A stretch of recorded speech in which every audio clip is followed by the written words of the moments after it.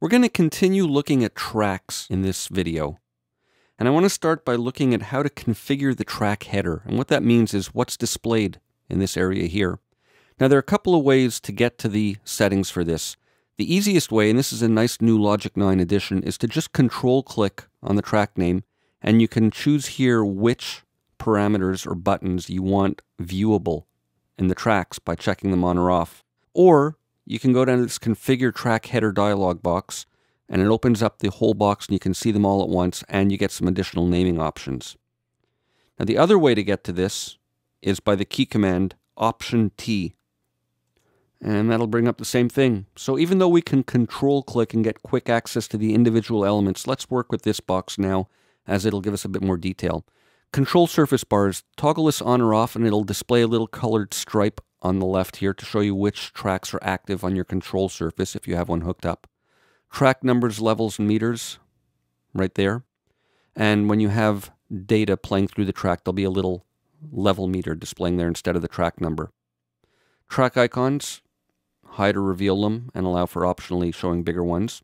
Track names, we'll get to this in a moment, but I just want to go through all this. Input monitoring, you can toggle this little I button here, which turns input monitoring on or off, which is the same as hitting the I button there.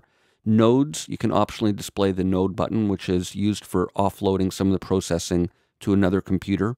Freeze, it's a little snowflake icon button that's optionally available for temporarily rendering tracks to audio files.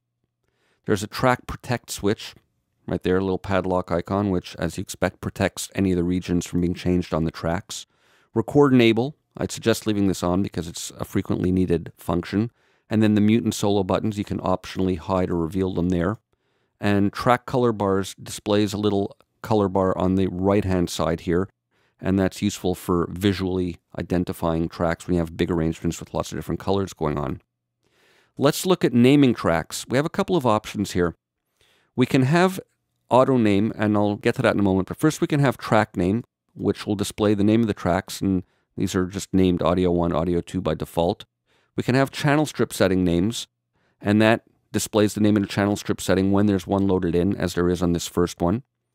We have software instrument setting names, which will display the actual preset settings from software instruments if they're available, and channel strip names, and optionally channel strip type and number. Now, I like using auto name, and this is sort of a smart, intelligent way of naming. It names it depending on what you have assigned already to the tracks. If you've created a track name, it'll display the track name. If not, it'll display a channel strip setting name. And if there's no channel strip setting name, it'll just display the channel strip name. So I generally like auto name mode. Now, the allow two lines option allows for displaying two lines of names right there. And optionally, we have this where you can get two different displays of names. You can have these set to different things. Let's say you might want one to track name and another one to channel strip setting name. Like, for example, here, I'll close this up on the Audio 1. We can see it's Audio 1, and then we also see the name of the channel strip setting. And you can resize by means of that little resize handle there. And, of course, resize the global track width like that. Option T, let's go back to this. I'm going to turn that off for now. So that's basically the configure track header. And as I say, you can control click and just get to those individual elements like that. Now let's look at reassigning tracks. Let's say, for example, I have this information playing out here in Audio 2, and I want these regions to play out on another track, Audio 5, let's say, instead of Audio 2. What I can do is just control click here and go reassign track and change it to 5. And there, it just changed that without affecting anything there. So useful to be able to do that. Now let's say I want to globally reassign all of the channel 5 tracks here to another channel strip.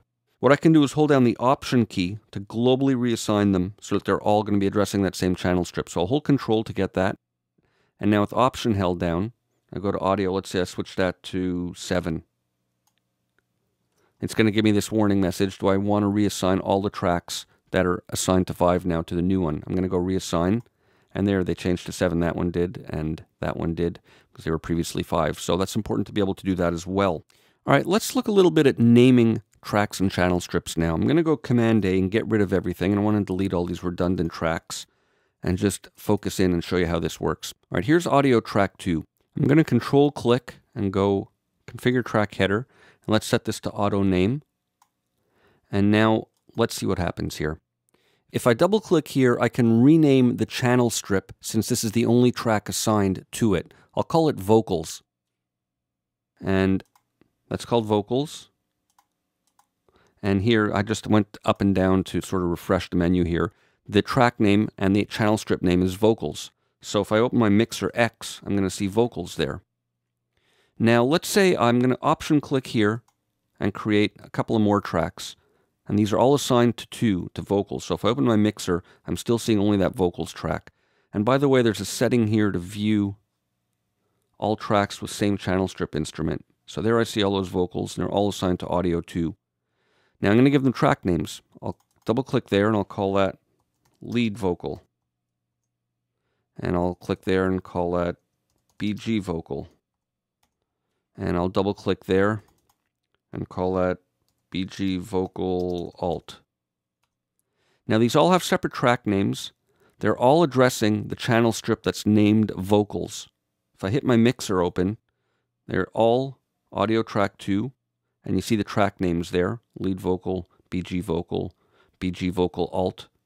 And if I click here and take off the track name, we'll just see the track number there, but let's leave that on for now. So important to understand that. So they're all assigned to audio track 2. The actual channel strip itself is named vocals, but these individual tracks have track names. Let me close this up and let's open the track header one more time. And let's view the 2 names. And here we'll see track names. So now you'll see the relationship. So here we have vocal. Here, I'll resize this better. Here we have vocals, vocals, vocals, which is the name of the actual channel strip itself. And then we have the individual track names. Lead vocal, background, background vocal, alt. So hopefully that'll make it clearer to you. And one last thing I want to look at is assigning icons. Here in the inspector, you can click next to this icon name and you get a flip menu, or a pop-up menu rather, of all these different icons. So let's choose a vocalist. And there we have a vocal icon, and they, of course, assign the same to all 3 of those because they're really all the same channel strip. So there you go. Tracks, configuring track headers, and names. Stay tuned, see you for more next time.